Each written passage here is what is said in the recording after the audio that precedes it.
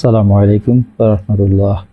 দেশবাসীকে ঈদের শুভেচ্ছা জানালেন প্রধান উপদেষ্টা অধ্যাপক ডক্টর মোহাম্মদ ইউনূস।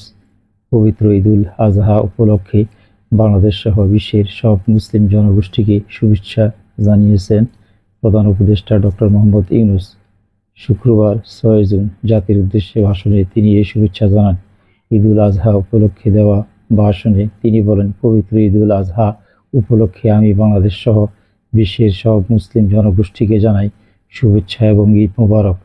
মুসলমানদের অন্যতম বৃহৎ ধর্মীয় উৎসব পবিত্র ঈদুল আজহা মহান আল্লাহর প্রতি গভীর আনুগত্য ও চরম ত্যাগের অনুপম নিদর্শন। হজরত ইব্রাহিম আলাইসাল্লাম মহান আল্লাহর সন্তুষ্টি লাভের জন্য প্রিয় সন্তান হজরত ইসমাইল আলাইসাল্লামকে কোরবানি করতে উদ্যত হন।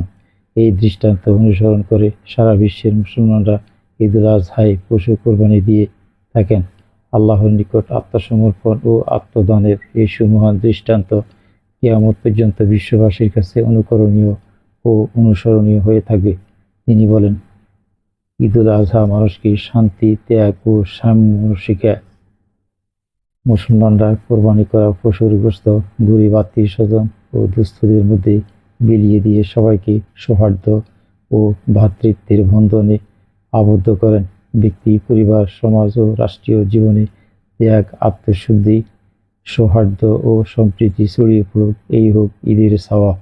পবিত্র ঈদুল আজহা ত্যাগের শিক্ষা নিজেদের ভিতর ধারণ করার আহ্বান জানিয়ে ডক্টর মোহাম্মদ ইউনূস বলেন, আসুন জুলাই গণ-অভ্যুত্থান পরবর্তী নতুন বাংলাদেশকে একটি বৈষম্যমুক্ত, সুখী, সমৃদ্ধ ও শান্তিপূর্ণ বাংলাদেশ হিসাবে গড়ে তুলি।